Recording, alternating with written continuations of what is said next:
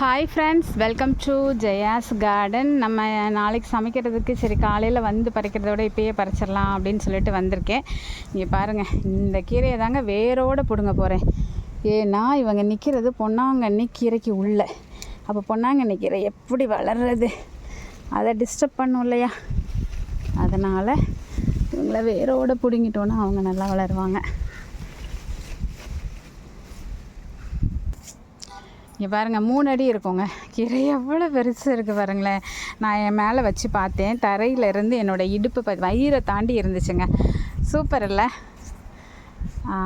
சூப்பராக ஹெல்த்தியாக இருக்காங்க. சரி, இதுக்கு மேலே வளர விட்டால் பொன்னாங்கண்ணி கீரையை வளர விடாமல் பண்ணிடுவாங்க. ஸோ அதனால் ஹார்வெஸ்ட் பண்ணிவிட்டு நாளைக்கு ஏதாவது துவரம் மாதிரி வச்சுட்டு ஏதாவது ஒரு குழம்பு வச்சிடலாம் அப்படின்னு சொல்லிட்டு, நீங்களும் இந்த மாதிரி பார்த்து ஏதாவது ஆர்கானிக்காக அறுவடை பண்ணினீங்கன்னா கமெண்ட் பாக்ஸில் சொல்லுங்கள். அதில் இருக்க ஹாப்பியே தனி தானே இல்லைங்க.